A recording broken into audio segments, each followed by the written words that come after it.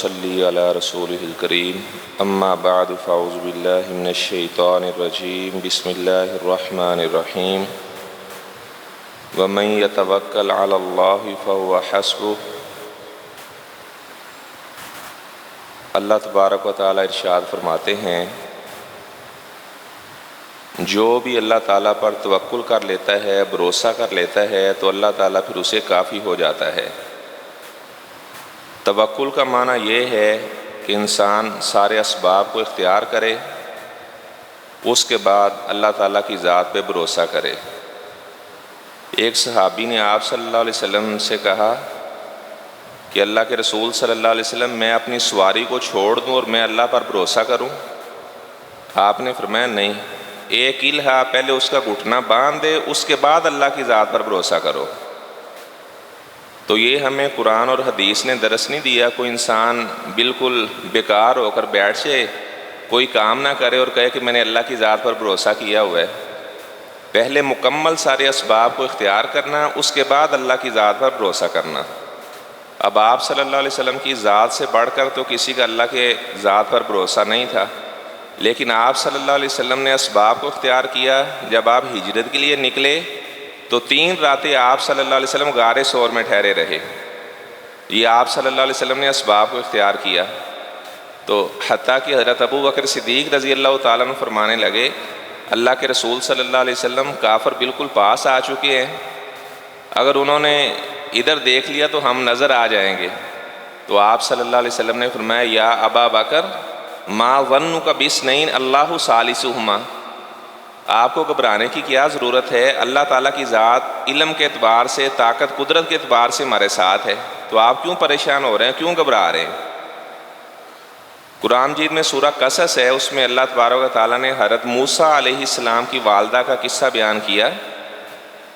جب وہ فرعون کے بارے میں انہوں نے ڈر محسوس کیا تو اللہ تعالیٰ فرماتے ہیں وَأَوْحَيْنَا إِلَىٰ أُمِّ مُوسَىٰ أَنْ أَرْضِعِيهِ فَإِذَا خِفْتِ عَلَيْهِ فَأَلْقِيهِ فِي الْيَمِّ وَلَا تَخَافِي وَلَا تَحْزَنِي إِنَّا رَادُّوهُ إِلَيْكِ وَجَاعِلُوهُ مِنَ الْمُرْسَلِينَ، کہ ہم نے موسیٰ علیہ السلام کی والدہ کے دل میں یہ بات ڈالی کہ آپ اپنے اس بیٹے کو صندوق میں ڈالیں اور آپ پانی میں بہا دیں۔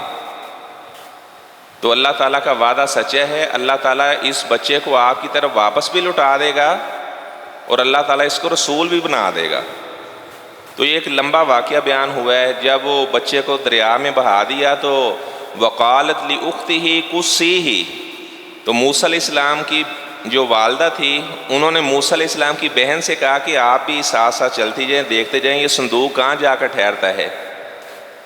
تو وہ فرعون کے محل کے پاس جا کر ٹھہر گیا تو اس کے سپاہیوں نے پکڑا، جب اسے کھولا تو اس میں بچہ تھا۔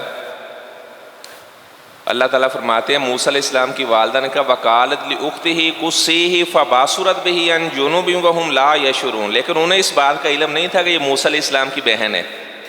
خیر وہاں پر جب بچے کو انہوں نے دیکھا تو بڑا خوبصورت بچہ تھا، تو وہ کہنے لگے کہ اب اس کو دودھ کون پلائے گا؟ فرعون نے تو کہا لگتا ہے وہی بچہ ہے، اسے قتل کر دو۔ تو اس کی جو زوجہ تھی آسیہ وہ کہنے لگی لا تقتلوہ، اسے آپ قتل نہ کرنا، ہم اس کو اپنی اولاد بنا لیں گے۔ اچھا خیر اللہ تعالیٰ فرماتے ہیں وَحَرَّمْنَا عَلَيْهِ الْمَرَاضِيَ مِنْ قَبْلِ، وہ جتنی دودھ پلانے والیاں تھیں وہ آئی تو اللہ تعالیٰ فرماتے ہیں ہم نے موسیٰ علیہ السلام کے دل میں یہ بات ڈالی کہ آپ نے کسی کا دودھ نہیں پینا۔ تو موسیٰ علیہ السلام کی بہن بھی وہاں پر کھڑی ہوئی تھی، وہ فرعون سے کہنے لگی فقالت هل ادلکم علی اہل بیت یکفلونہ لکم وہم لہ ناصحون، میں ایک ایسی عورت کو جانتی ہوں اگر یہ بچہ اس کے پاس پیش کیا جائے گا تو یہ اس کا دودھ پینے لگ جائے گا۔ انہوں نے کہا جی آپ ہمیں بتائیں وہ کون سی عورت ہے؟ ادھر سے موسیٰ علیہ السلام کی والدہ کے دل میں بار بار یہ بات آ رہی تھی کہ چلو میں خود ہی دربار میں چلی جاؤں۔ تو پھر اس نے کہا کہ میں نے تو اللہ کی ذات پر بھروسہ کیا ہوا ہے، اللہ نے مجھ سے یہ کہا ہوا ہے اِنَّا رَادُوهُ إِلَيْكِ، کہ وہ بچہ ہم آپ کی طرف واپس بھی لوٹائیں گے اور ہم اس کو اپنا رسول بھی بنائیں گے۔ تو اللہ تعالیٰ فرماتے ہیں اس نے ہماری ذات کے اوپر بھروسہ کیا۔ اب فرعون نے کیا کہ اپنے سپاہیوں کو ساتھ لیا اور موسیٰ علیہ السلام کی والدہ کے پاس آیا اور آ کر کہنے لگا کہ آپ اس طرح اس بچے کو دودھ پلائیں۔ تو جیسے ہی انہوں نے بچے کو چھاتی سے لگایا تو موسیٰ علیہ السلام دودھ پینے لگے، تو اللہ تعالیٰ کا وعدہ سچا ہوا۔ اللہ تعالیٰ فرماتے ہیں فَرَدَدْنَاهُ إِلَىٰ أُمِّهِ كَيْ تَقَرَّ عَيْنُهَا وَلَا تَحْزَنَ وَلِتَعْلَمَ أَنَّ وَعْدَ اللَّهِ حَقٌّ وَلَٰكِنَّ أَكْثَرَهُمْ لَا يَعْلَمُونَ۔ اللہ تعالیٰ فرماتے ہیں کہ ہم نے جو ان سے وعدہ کیا ہوا تھا اس وعدے کو پورا کیا، کیونکہ اس میری بندی نے میرے اوپر مکمل بھروسہ کیا ہوا تھا۔ تو اللہ تعالیٰ نے موسیٰ علیہ السلام کو ان کے پاس بھی لٹا دیا، اور ان کا جو وظیفہ تھا وہ بھی فرعون کے محل سے جاری کروا دیا۔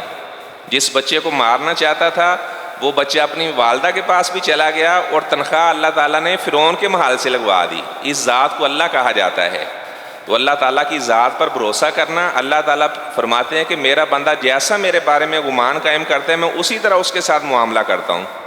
جب حضرت ابراہیم علیہ السلام اللہ تعالیٰ کے حکم سے اپنی بیوی ہاجرہ علیہ السلام کو اور اپنے بیٹے کو بیابان جنگل میں چھوڑنے کے لیے گئے تو پیچھے مڑ کر ہی نہیں دیکھ رہے تھے، تو ان کی بیوی بار بار کہہ رہی تھی آپ بس اتنا بتا دیں کیا آپ اپنی مرضی سے چھوڑ کر جا رہے ہیں یا اللہ کا حکم ہے؟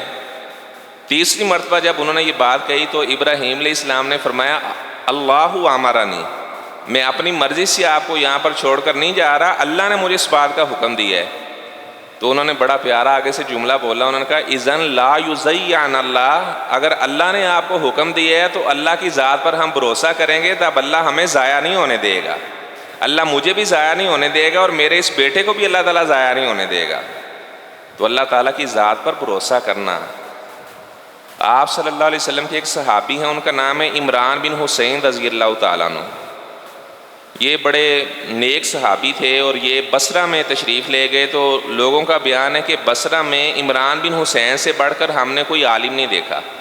یہ عمران بن حسین رضی اللہ تعالیٰ عنہ وہ صحابی ہیں، ان کو فرشتے سلام بھی کیا کرتے تھے۔ آگے یہ روایت میں بیان کرتا ہوں، اس میں پھر میں بتاتا ہوں کہ فرشتوں نے سلام کرنا کیوں چھوڑ دیا۔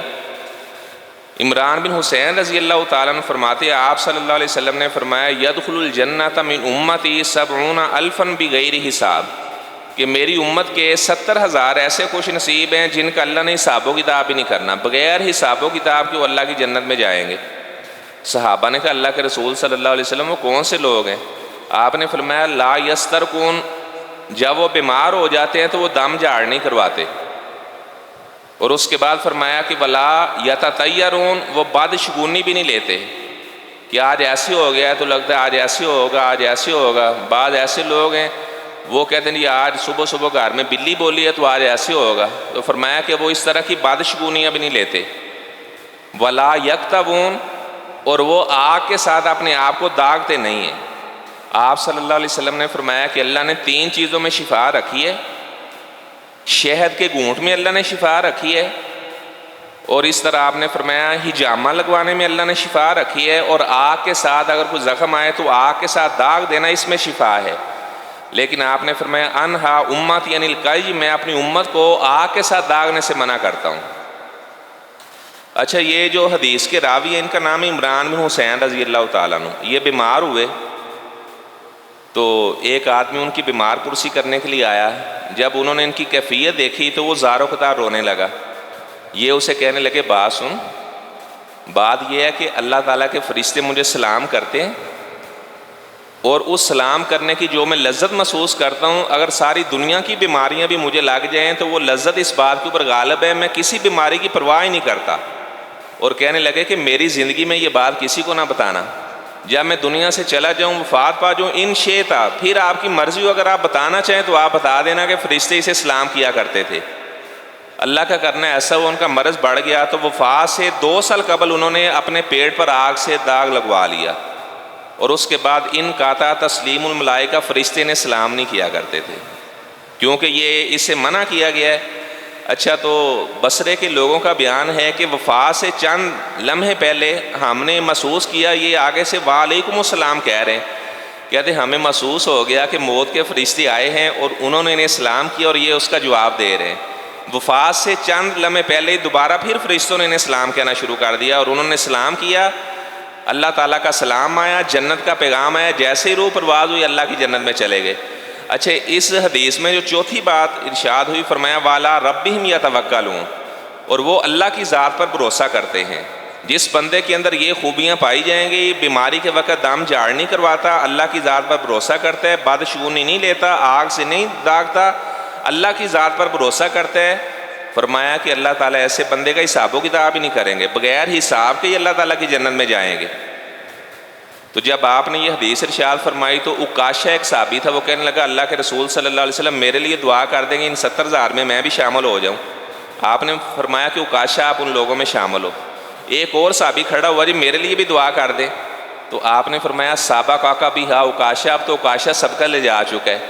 اگر آپ اسے بھی کہتے کہ آپ بھی ان 70,000 میں شامل ہو اور ایک صحابی کھڑا ہوتا تو ایسے 70,000 اسی مجلس میں پورے ہو جاتے، لیکن آپ نے اتنا پیارا جواب دیا، آپ نے فرمایا عکاشہ سب کا لے جا چکا ہے، نہ اسے آپ نے یہ بات کہی کہ آپ ان میں شامل نہیں ہو، اور دوسرا یہ اگر آپ فرما دیتے کہ آپ ان میں شامل ہیں اس کا دل ٹوٹ جاتا، اگر آپ کہتے آپ بھی شامل ہو تیسرا بندہ بھی کھڑا ہو جاتا۔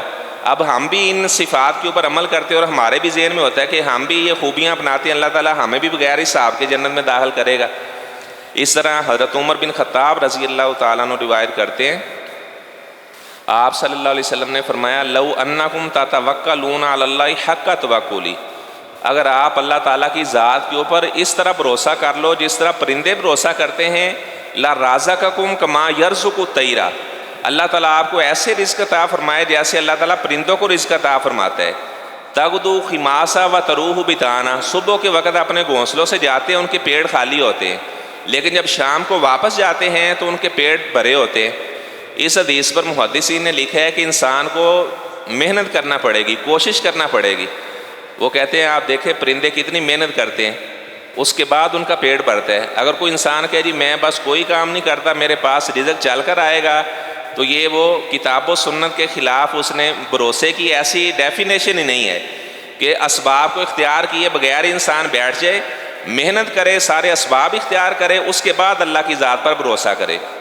آخری بات کے بعد میں اپنی بات کو ختم کرتا ہوں۔ 4 محدثین ہیں، ان کا نام محمد تھا، چاروں کا نام محمد تھا۔ آپ نے تفسیر طبری کا نام سنا ہوگا، محمد بن جریر طبری رحمہ اللہ، اور اس طرح محمد بن نصر قیام اللیل ان کی بڑی معروف کتاب ہے، محمد بن نصر مروزی رحمہ اللہ، محمد بن ہارون رویانی رحمہ اللہ، اور ایک جو صحیح ابن خزیمہ والے ہیں محمد بن اسحاق ابن خزیمہ رحمہ اللہ، ان چاروں کا نام محمد تھا۔ یہ عراق کے علاقے میں علم حاصل کرنے کے لیے گئے۔ خطیب بغدادی رحمہ اللہ نے الرحلۃ فی طلب الحدیث میں یہ واقعہ نقل کیا ہے۔ یہ عراق کے علاقے میں علم حاصل کرنے کے لیے گئے، فنافدت علیہم النافقہ، اللہ کا کرنا ایسا ہوا خرچہ ختم ہو گیا۔ انہوں نے کہا اب کیا کیا جائے، تو کہنے لگے کہ آخری پھر حال یہی ہے کہ یا واپس اپنے علاقے میں چلے جاؤ، یا پھر یہ کہ آپ کے لیے اب سوال کرنا جائز ہے، لوگوں سے مانگ لیتے ہیں۔ لیکن جو اہل علم ہوتے ہیں وہ خوددار بھی ہوتے ہیں، سوال نہیں کرتے۔ انہوں نے کہا پھر ایسے کرتے ہیں کہ قرعہ ڈالتے ہیں، اب مانگنے کے علاوہ کوئی چارہ نہیں ہے، قرعہ ڈالتے ہیں، جس بندے کا نام پہلے آئے گا تو وہ آج مانگنے کے لیے جائے، دوسرے نمبر پر جس کا نام آئے وہ اگلے دن جائے، ایسے جب یہ ترتیب پوری ہو جائے گی تو پھر دوبارہ یہی ترتیب شروع کریں گے۔ اللہ کا کرنا ایسا ہوا جب قرعہ ڈالا گیا تو امام ابن خزیمہ محمد بن اسحاق ابن خزیمہ کا نام سب سے پہلے آیا۔ انہوں نے کہا چلے جائیں جی آپ مانگنے کے لیے۔ وہ فرمانے لگے یار مجھے بڑی شرم آ رہی ہے، تو ایسے کرتے ہیں کہ وضو مجھے کرنے دے، مجھے 2 رکعت ادا کرنے دے۔ وضو کیا، 2 رکعت ادا کی، اسلام پھیرا تو دروازے پر دستک ہوئی، جیسے اسلام پھیرا تو دروازے پر دستک ہوئی۔ تو وہ کہنے لگا کیا محمد بن اسحاق ابن خزیمہ ادھر ہے؟ وہ ڈر گئے کہ لگتا ہے کہ کسی نے ہماری بادشاہ کے دربار میں شکایت لگا دی اور سپاہی ہمیں پکڑنے کے لیے آئے، کوئی ایسے انہوں نے کوئی اپنی طرف سے وہ باتیں کر دی ہیں۔ تو وہ کہنے لگا کہ محمد بن ہارون رویانی بھی ادھر ہے؟ ان کا جی وہ بھی ادھر ہے۔ محمد بن جریر طبری بھی ادھر ہے؟ ان کا وہ بھی ادھر ہے۔ محمد بن نصر بھی ہے؟ ان کا جی وہ بھی ہے۔ اچھا اس نے ایک کو بلایا، پہلے سب سے پہلے امام ابن خزیمہ کو بلایا، فاخرج سرہ، ایک تھیلی اسے پکڑائی، فیہا 50 دینار، اس میں 50 دینار تھے۔ اس کے بعد ابن جریر طبری کا نام لیا، انہیں بھی وہ تھیلی پکڑائی اور 50 دینار دیے۔ تو وہ کہنے لگا اب آپ کو یہ اشکال آ رہا ہوگا کہ یہ دینار کس نے بھیجے ہیں؟ وہ کہنے لگا کہ یہ دینار آپ کے لیے بادشاہ نے بھیجے ہیں، اور بادشاہ نے کہا کہ اللہ کا واسطہ ہے یہ میرا چھوٹا سا تحفہ قبول کر لینا۔ دینار کی بہت زیادہ قیمت تھی اس وقت بھی، اور اب بھی دینار کی بڑی قیمت ہے، سونے کا دینار ہوتا اور 50 دینار ایک بہت بڑی قیمت تھی۔ تو وہ کہنے لگے کہ اصل میں بات یہ ہے کہ بادشاہ کو 3 راتوں سے مسلسل خواب آ رہا ہے کہ آپ یہاں پر عیش و عشرت کی زندگی بسر کر رہے ہو اور وہاں پہ محمد نامی درویش ہے جنہوں نے میری ذات پہ بھروسہ کیا ہوا ہے، آپ جا کر ان کے کھانے کا انتظام کرو۔ تو بادشاہ کو 3 راتیں مسلسل یہ خواب آیا تو وہ گھبرا کر اٹھا اور اس نے آپ کے لیے یہ دیناروں والی تھیلی تحفے کے اندر بھیجی ہے، اور وہ یہ بھی کہہ رہے کہ اللہ کے واسطے یہ میرا تحفہ بھی قبول کر لینا۔ تو جو بندہ بھی اللہ کی ذات پر بھروسہ کرتا ہے تو اللہ تعالیٰ پھر اپنے بندوں کو ضائع نہیں ہونے دیتے۔ وَمَا كَانَ رَبُّكَ نَسِيًّا، اللہ تعالیٰ بھولنے والا نہیں ہے۔ اللہ تعالیٰ کی ذات پہ جس نے بھی بھروسہ کیا اللہ تعالیٰ نے اسے وافر رزق عطا کیا، وافر مال اللہ تعالیٰ نے عطا کیا۔ انسان محنت کرے، اسباب اختیار کرے تو پھر اللہ تعالیٰ آسمان سے برکتوں کے دروازے کھول دیتے ہیں۔ ایک اور روایت مسند احمد کی ہے جس میں وہ ایک چکی والا واقعہ بیان ہوا ہے۔ میں صبح علامہ صاحب جب آنا تھا مطالعہ کر رہا تھا تو میں نے جب اس کا حکم پڑھا تو وہ روایت سند کے اعتبار سے ضعیف ہے۔ وہ بڑا ایک معروف واقعہ بیان کیا جاتا ہے، جبکہ توکل کے بارے میں اسے میں نے بیان کرنا تھا لیکن اس کی سند ہی ضعیف ہے۔ اصل میں یہ حدیث کا علم ایسے ہے، اس میں ذرہ برابر خیانت نہیں ہو سکتی۔ قرآن کا علم ایسے ہے، قاری صاحب بھول جاتے ہیں، وہ استاد ہوتے ہیں، پیچھے سے وہ لقمہ دے کر بتاتا ہے، وہ حالانکہ ادب کا ذرا بھی وہاں پر خیال نہیں کرتا، کیونکہ قرآن اور حدیث کی بات ہی ایسی، اگر کوئی اس میں غلط بات کرتا ہے تو فوراً اسے ٹوک دیا جاتا ہے کہ یہ بات غلط ہے۔ امام بخاری رحمہ اللہ کے استاد ہیں علی بن مدینی رحمہ اللہ، ان کا بیان ہے کہ جب میری مجلس میں امام بخاری آ کر بیٹھا کرتے تھے تو میں بھی گھبرا جایا کرتا تھا، یعنی امام بخاری کو اللہ نے بہت زیادہ علم عطا کیا تھا۔ علی بن مدینی رحمہ اللہ سے پوچھا گیا کہ آپ کے باپ جو عبداللہ مدینی ہیں وہ حدیث میں کیسے راوی ہیں؟